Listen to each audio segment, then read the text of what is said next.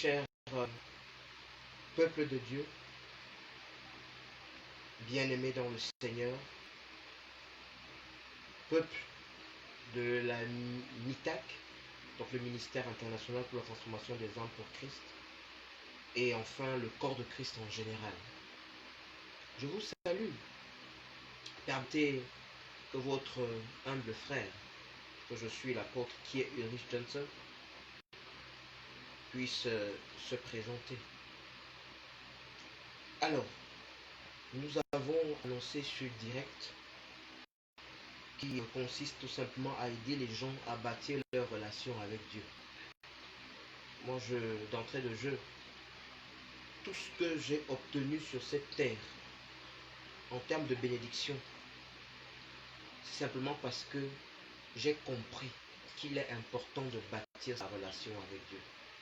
Même ma survivance à la falaise de Tchang, le 13 janvier 2018, lorsque ce bus-là déferlait vers la falaise, j'ai survécu, ma femme et moi, tout simplement à cause de cette relation avec Dieu.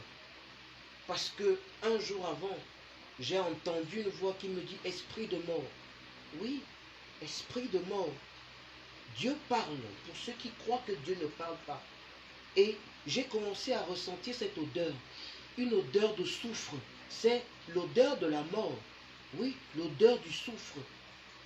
Et quand j'ai humé cette odeur dans ma chambre, j'ai commencé à intercéder, puissamment, à intercéder. Le lendemain matin, je viens trouver 2 souris. Donc, dans la soirée d'abord, j'ai trouvé 2 souris qui sont mortes dans mes toilettes. Et quand je prends ces 2 souris, je jette hors de la maison en disant, je déclare que non, il n'y aura pas de cercueil dans cette maison. Il n'y aura pas de mort dans cette maison le matin. Je viens trouver 2 autres qui s'ajoutent à celles qui sont mortes. Et ça faisait 4 souris. Et j'ai compris que 4, c'est le chiffre de quoi? De la stabilité. C'est le chiffre de la stabilité. 2, c'est le chiffre de la confirmation. Ça veut dire que cet esprit de mort était déterminé, était veillac. Et il était dirigé contre nous. Nous avons eu ce marché parce que votre serviteur fait également dans l'audiovisuel. Nous avons eu un marché pour aller à photo, pour aller reporter cette cérémonie. Et au retour, le bus a déferlé vers la falaise de Tchang. Nonobstant cet arbre qui nous a happés vers le fond, nous serons tous perdus. Et grâce à Dieu, je pense que cet arbre a été placé depuis le fondement pour accomplir cette mission. Et nous avons pu survivre lorsque mes voisins à gauche et à droite sont tous morts. Pareil pour ma femme. Je peux vous dire aujourd'hui que notre relation avec Dieu a payé. C'est pourquoi aujourd'hui, le Seigneur a mis à mon cœur, parce que c'est là tout le fondement de la vision et du ministère que nous portons. C'est d'aider les gens à bâtir leur relation avec Dieu. Parce qu'aujourd'hui, c'est le message de l'heure. Toutes les bénédictions qui sont rattachées à ta vie sur cette terre, c'est dans le cadre d'une relation avec Dieu. Certes que Dieu fait pleuvoir sur les bons et sur les mauvais, sur les méchants, mais c'est une sorte de bip. Dieu les bip. Dieu leur tend une main, une perche, pour leur dire « Je suis capable. Faites-moi confiance. Je peux. Je suis là pour vous. » C'est ça le message que Dieu fait. Même les mauvais, soi-disant mauvais, que Dieu fait pleuvoir sur les bons et sur les méchants. C'est pour leur dire, il y a une main qui est tendue. C'est pourquoi l'apôtre Paul pouvait se prétendre être le prédicateur, l'apôtre des païens. Il vient leur dire simplement que c'est possible si vous aussi, vous vous connectez à la source qui est Jésus-Christ. Païens, ceux qui ne confessent pas Jésus-Christ, ceux qui ne reconnaissent pas la suprématie de Dieu, sachez qu'à travers Jésus, vous pouvez aussi avoir part à ce salut. Donc ceux qui pensent qu'on ne peut pas perdre leur salut, c'est faux. Je le répète et je suis apôtre, je le dis, c'est faux. Dès l'instant que vous vous déconnectez au vrai 7, Jean 15, vous pouvez perdre votre salut. C'est pourquoi il est possible pour les païens de rejoindre la grande famille. Il est possible aussi pour les chrétiens de demeurer chrétiens. Parce que le but de Satan, je le répète encore, je l'ai dit pour la première fois, le but de Satan n'est pas que de vous voir simplement souffrir. Non. Le but, c'est que vous renonciez à Dieu. Et c'est ça l'objectif. Donc c'est dans cette optique-là que nous avons pensé édifier les gens sur comment bâtir leur relation avec Dieu, parce que c'est le socle, c'est le fondamental de tout ce qu'il y a en termes de grâce. Alors notre étude, parce que c'est un direct, nous l'avons dit, qui s'étalera sur plusieurs semaines, et nous avons arrêté les jours fixes, c'est-à-dire lundi, qui est un jour de consécration pour nous. Lundi, 10 heures, nous serons au rendez-vous. Nous vous présentons déjà nos excuses pour le retard que nous avons observé. Donc, la prochaine fois sera 10 heures top pile. Les conditions du direct n'étant pas faciles. Donc, 10 heures le lundi et 15 heures le vendredi. Et bien sûr, n'oubliez pas, c'est interactif. Donc, vous pouvez envoyer vos messages. Vous pouvez également envoyer vos sujets de prière, parce que nous verrons également dans le cadre de cette étude qu'il y a des entraves à notre relation, des mécanismes sataniques qui empêchent que nous ayons une bonne relation avec Dieu. Il y a des gens qui ne peuvent pas bien servir Dieu parce qu'il y a des jougs, il y a des malédictions générationnelles qui parlent dans leur vie. Et l'objectif, c'est de faire quoi? C'est d'abord de les briser. Les chrétiens croient que lorsqu'ils entrent dans le Seigneur, tout est déjà anéanti. Non. Luc 10, 19 dit, je vous ai donné le pouvoir de marcher sur les serpents et sur les scorpions et sur toute la puissance de l'ennemi. Certes que Jésus le donne à l'église, mais l'église c'est toi et moi. C'est pourquoi si tu ne commences pas par briser ces choses, ils vont te tenir. Même dans le royaume, même dans ton service du Seigneur, tu seras attiré par des forces qui te réclament. Des chaises royales traditionnelles qui te réclament. Et il faudra les affronter afin de pouvoir jouir pleinement de ton héritage dans le Seigneur. C'est une réalité. C'était juste une introduction. Donc certainement, la prochaine fois, nous reviendrons pour vous donner clairement ce qu'il en est pour ce qui est de comment réellement bâtir sa relation avec Dieu. Alors, pour cette première fois, nous allons faire juste une introduction pour vous dire simplement que nous tirons notre étude de ce matin sur Luc chapitre 18. Luc chapitre 18, à partir du verset 9 jusqu'au verset 14. Vous pourrez lire à la maison. Donc, lorsque nous entrons dans le direct, prenez vos Bibles et vos cahiers, parce que c'est une étude. Et nous entrons en profondeur de tout. Dans ce passage, nous voyons le pharisien et le publicain. Chacun prie d'une certaine manière. À la fin, le Seigneur dit, il y a le pharisien qui dit, Seigneur, je te dis merci parce que je ne suis pas comme ce publicain qui ment, fait tout ce qu'il y a de mauvais et tout ça. Moi, je jeûne, je fais ceci, je prie et je donne ma dîme tout le temps. Et le publicain, quant à lui, il vient, il dit non, Seigneur, je te demande pardon parce que je suis un pauvre pécheur. Et à la fin, Jésus dit dans ce passage que c'est le publicain qui est comment? Qui est justifié. Car celui qui s'élève sera abaissé et celui qui s'abaissera sera élevé. L'aspect que nous voulons relever dans ce passage, c'est deux types de relations. Nous n'expérimentons notre relation avec Dieu qu'à travers, dans notre prière. La prière, ceux qui ne veulent pas prier, la prière est le seul moyen par lequel Dieu a légalisé une communication entre l'homme et lui. La prière, elle est fondamentale. C'est pour ça que la Bible déclare dans 1 Thessaloniciens 5, 17, il dit priez sans cesse. Priez sans cesse. Vous devez prier. Et ce matin, nous venons d'entrer de jeu vous dire que la prière est le socle de votre relation avec Dieu.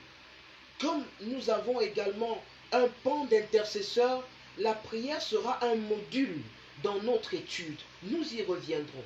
Alors, beaucoup de personnes pensent que Dieu ne les écoute pas. Ils ont longtemps prié. Ils ont longtemps essayé. Ils ont finalement rétrogradé. Ils n'ont pas tenu ferme jusqu'à la fin. Et ils ont abandonné. Et beaucoup de personnes pensent que Dieu n'existe finalement pas. C'est pour ça qu'ils se retrouvent en train d'embrasser quoi, l'égyptologie, l'africanité, qui pensent que Dieu, la Bible doit se prouver, la Bible doit être adaptée. La Bible ne s'adapte pas. Dieu ne s'adapte pas. C'est l'homme qui s'adapte. Dieu est stable. Dieu est stable. Dieu ne vacille pas. D'autres se réfèrent à la science. Nous aimons bien la science elle est bonne. Mais la science ne peut pas être plus savante que son maître. Ce n'est pas possible. C'est Dieu qui donne. Je me rappelle de Lance Armstrong. Après avoir découvert la Lune, après avoir posé ses pieds sur la Lune, il est rentré et il a fait son premier, lorsque les médias l'attendaient sur la terre pour qu'il parle. Il est allé directement à l'église. Et lorsqu'il est sorti de l'église, il a dit, l'homme, tout ce que la science va découvrir, la science ne découvrira que ce que Dieu, ce que le Créateur du ciel et de la terre voudra qu'il découvre. Alors la science ne peut pas être plus savante que son maître.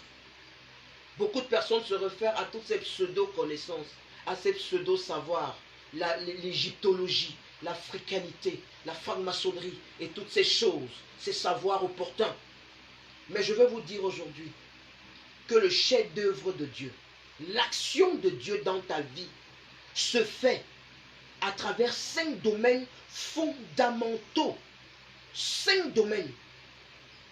Premier domaine, il y a tes finances. Tes finances. À travers ton travail, on prie pour obtenir le travail qui te bénira.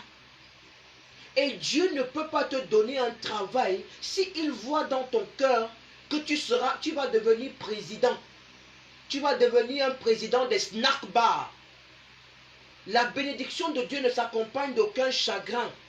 Elle ne s'accompagne pas de chagrin. Je te rappelle encore aujourd'hui, si une bénédiction a pour vocation de te damner, elle ne vient pas de Dieu. Toute bénédiction qui ne vient pas de Dieu ne te conduira jamais au ciel.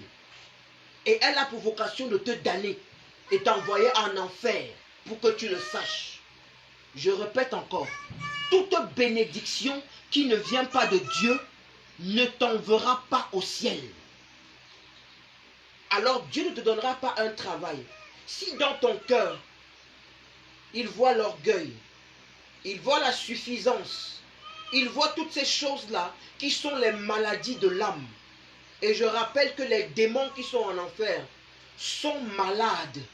Ils souffrent de l'aigreur, la jalousie, la haine, la médisance, le congos,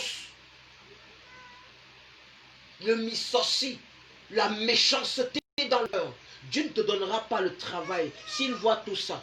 Parce que ce travail sera pour dire aux gens, passez votre temps à dire aux gens, hein, moi aussi je suis devenu quelque chose. Dieu ne bénit pas à cause de nos volontés. Dieu bénit pour manifester sa gloire. Donc toi qui cherches le travail, je veux que tu saches que la Bible dit que Dieu souhaite que tu prospères, je souhaite que vous prospérez à tous égards. Je souhaite que vous prospérez et soyez en bonne santé. Comme prospère quoi? L'état de votre âme.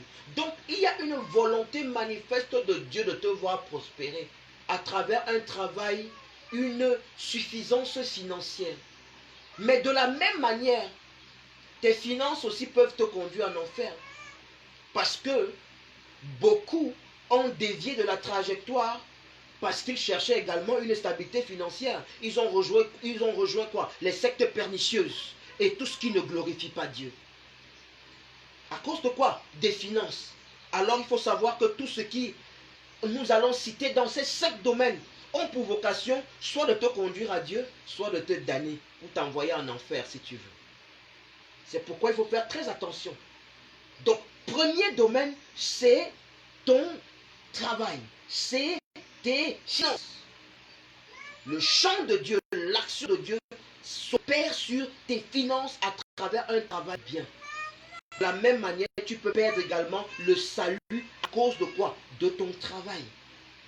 Parce qu'il a changé ton cœur, parce qu'il t'a fait devenir autre chose. Le deuxième domaine par lequel l'œuvre de Dieu, l'action de Dieu s'opère, c'est ton ministère. C'est ton ministère. Quand on parle de ministère, il ne faut pas toujours croire que c'est l'ouverture de l'église. Non.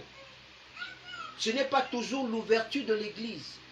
Quand tu es docteur, un médecin, tu exerces un ministère. Tu exerces un ministère. Le plus important, c'est que la gloire revient à qui? Dans l'exercice de ton ministère.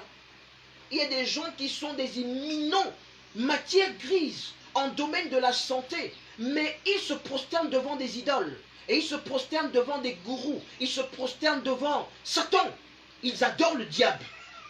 Mais si toi, ton œuvre, l'action que tu opères dans le domaine de la santé, dans le domaine de la médecine, fais en sorte que le nom de Yahweh, le grand Dieu, l'Éternel puissant, est glorifié, alors oui, tu es en train d'exercer bel et bien un ministère. Et Dieu te posera des questions. Tu peux gagner le salut à travers cet exercice. Et je rappelle que beaucoup de personnes mettent l'accent sur l'aspect externe. Il y a une double relation que nous avons, double expérience que nous devons faire dans l'exercice du ministère. Il y a l'expérience interne. L'expérience comment? Interne. C'est ça qu'on a appelé notre intimité avec Dieu. Notre intimité avec Dieu. Et c'est là où Dieu nous transfère sa nature amour, sa nature divine, et enlève le méchant qui est en nous. On a besoin d'être connecté avec Dieu pour pouvoir épouser sa nature. Nous devons, pour ceux qui veulent être admis au ciel, nous devons être capables d'avoir la nature de Dieu. Tous ceux qui veulent aller au ciel, nous devons aimer comme Dieu. Nous devons faire comme Dieu. Nous devons être à la dimension de Dieu. Oui, c'est pour ça qu'il nous a créés selon sa nature, selon sa ressemblance et à son image. À son image et selon sa ressemblance. C'est deux choses. Nous y reviendrons dans les prochaines éditions. Alors, ton ministère, sache donc que ce soit le ministère en termes de l'œuvre de Dieu, c'est-à-dire l'église d'ouverture d'un ministère, Dieu fait les choses par égard de lui-même. Oui, Dieu fait les choses par égard de lui-même. C'est-à-dire l'expérience externe dont nous mettons beaucoup l'accent, c'est-à-dire les miracles, les œuvres, les puissances, la guérison, les prophéties et toutes ces choses-là. Dieu peut faire les choses par égard de lui-même, c'est-à-dire qu'il veut. C'est pourquoi il peut utiliser même l'âne de Balaam. Balaam, il peut utiliser l'âne pour parler à Balaam. Oui, il peut utiliser l'âne. Ah oui. Alors, tout ce que Dieu fait dans la dimension externe, selon l'expérience externe, ça peut être par égard de lui-même. Mais dans la dimension interne ou l'expérience interne que nous faisons avec Dieu dans le cadre de notre ministère, oui, ça dépend de nous. Et ça dépend de notre connexion avec qui? Avec Dieu. Ça dépend de notre connexion avec Dieu. Nous avons besoin, dans ce cas, de faire quoi? De lire la parole de Dieu. D'être connecté à son trône. Lisez la parole de Dieu. Parce qu'elle est esprit et vie. C'est Dieu lui-même. Cette parole-là te permettra de reconnaître Jésus quand il reviendra comme un voleur. Dans Apocalypse 3, verset 3. Les signes, les remarques sont là-dedans. Pas seulement dans le Nouveau Testament, dans l'Ancien Testament, parce que la Bible est un tout. L'Ancien Testament dit, il arrive. Il arrive. Le Nouveau Testament dit, il est déjà là et il reviendra. C'est un tout, un gros ensemble. Et je te dis, dans ces moindres petits détails est caché quoi? Est caché simplement la venue de Jésus-Christ. Et je rappelle que ce ne sera pas Jésus qui reviendra.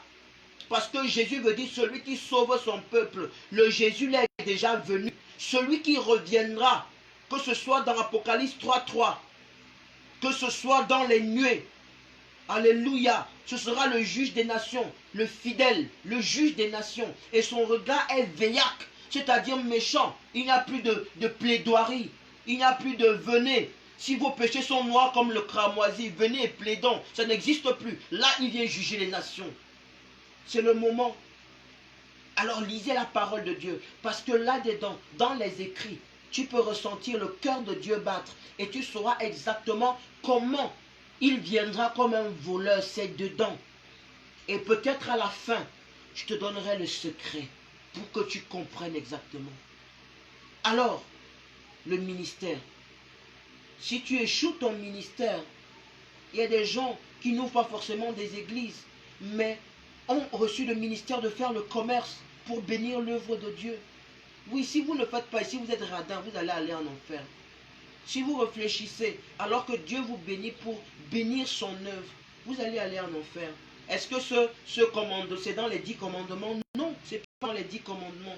Alors chacun doit connaître son job description, ce qu'il doit faire dans l'église de Dieu. L'église de Dieu n'est pas un lieu de gouroutisme, ce n'est pas un lieu où il y a une personne qu'on adore et c'est fini. L'église, c'est un mélange, c'est une orchestration parfaite, une belle orchestration où il y a des prophètes. Les prophètes, il y a des prophètes ecclésiales, des prophètes qui sont là exactement. Il y a des prophètes de cour. Il y a des prophètes de cour, c'est-à-dire ceux-là qui sont là pour parler au roi, qui parlent au président. Oui, il y a des prophètes ecclésiales, c'est-à-dire qui sont là exclusivement dans les églises pour parler et donner la direction de Dieu pour ce qui est de l'église. Il y a différents types de prophètes. Et je rappelle que la figure emblématique du prophétisme vétérotestamentaire, c'est qui? C'est Moïse. C'est Moïse. C'est pourquoi il est à l'image de qui? De Christ. Et il dit, Dieu vous suscitera un autre prophète qui est comme moi. C'est qui? Jésus-Christ. Comprenez très bien. Donc chacun doit connaître ce qu'il doit faire à l'église. Parce que ça aussi, on va t'interroger sur ça. C'est ça qu'on a appelé ministère. Et ça a pour vocation aussi de te damner. Ça veut dire que si tu ne le trouves pas, si tu ne le fais pas, Dieu va te montrer dans un tableau. Il va te montrer dans un écran que tu aurais dû. Voilà ce que j'ai mis comme potentiel dans ta vie. Mais tu ne l'as pas fait. Parce que ce ministère-là est attaché à sauver des vies. Il y a des âmes qui sont rattachées à ta vie. Toi qui dois bénir à travers ton argent. Toi qui dois bénir à travers ton service à la médecine en tant que médecin. Toi qui dois bénir en tant que, comment on appelle ça, celle qui fait du commerce. Toi qui dois bénir en tant que pasteur, en tant qu'apôtre, en tant que serviteur. Si tu ne le fais pas, il y a des gens qui sont torturés dans leur vie, rien ne marche parce qu'il y a un appel qui parle dans leur vie. Vous devez chercher ça au lieu d'aller rencontrer les prophètes pour qu'ils prophétisent, pour que vous ayez des visas. Cherchez l'appel de Dieu qui est dans votre vie. C'est très important et c'est plus important que tout ce que vous croyez et vous pensez. Voilà comment on prie. Alors cherche le ministère auquel Dieu t'a appelé. Cherche-le. Demande la prophétie. Dieu est capable de parler par la bouche d'un prophète ou d'une tiers, même dans ta relation avec Dieu. Dieu est capable de te révéler. Il a dit, je parlerai par des songes, des visions et même audiblement. C'est possible. Et tout ça, c'est à travers ta relation avec Dieu. Aujourd'hui, donc, nous avons parlé de deux choses principalement. Deux choses principalement, que tu le saches. On t'a dit que les 5 domaines dans lesquels Dieu exerce son chef-d'œuvre dans ta vie, ton gros œuvre dans ta vie. Premier domaine, nous avons parlé de tes finances. Le deuxième domaine, nous avons parlé de quoi? De ton ministère. Et nous t'avons dit dans tes finances que tes finances à la fois peuvent te bénir et tes finances peuvent à la fois peuvent te maudire. C'est-à-dire peuvent te conduire au ciel et peuvent te conduire en enfer. Et tes finances, c'est à travers ton travail. Il faut prier pour demander le travail que Dieu a prévu pour te bénir. Et je t'ai dit que Dieu ne pourra pas te bénir parce que il voit dans ton cœur ce qui est mauvais. Il voit les maladies de l'âme. Et je te l'ai dit, les démons qui sont en enfer sont malades. Ils ont l'aigreur, la jalousie et toutes ces choses, la suffisance. Et je t'ai dit, pour finir, je t'ai parlé du deuxième domaine, c'est-à-dire quoi? Ton ministère. Ton ministère. Et il y a plusieurs types de ministères. Il y a le ministère en tant que l'Église, c'est-à-dire l'ouverture de l'Église, c'est l'œuvre de Dieu. Là, on est, Éphésiens 4, verset 11. Il a fait pour les gens apôtres, pasteurs, évangélistes, docteurs de la loi. Mais il y a aussi ceux qu'on n'a pas cités. Il y a ceux qui sont faits pour être médecins. Il y a d'autres qui sont faits pour faire du commerce, pour bénir. Il y a d'autres qui sont faits pour être comptables. Il y a d'autres qui sont faits pour être architectes. Tout ça, l'objectif, c'est que ça glorifie qui? Au nom de Jésus. La prochaine fois, nous reviendrons, c'est-à-dire vendredi à 15 h. Nous reviendrons pour poursuivre cette série. Et en 5 premières minutes de vendredi à 15 h, nous répondrons à toutes vos questions. Ne manquez pas. Observation, questions, tout ce qui a manqué, n'hésitez pas. Écrivez. Vous avez la page. Vous pouvez nous envoyer même vos sujets de prière. Nous prierons aussi en parallèle, certainement, dans une parenthèse. Nous ouvrirons une parenthèse intercession pour ceux qui ont des sujets de prière. Merci beaucoup de nous avoir écoutés. Que le Seigneur vous bénisse. Vous êtes bénis qui écoutez déjà. Shalom à tous. Amen.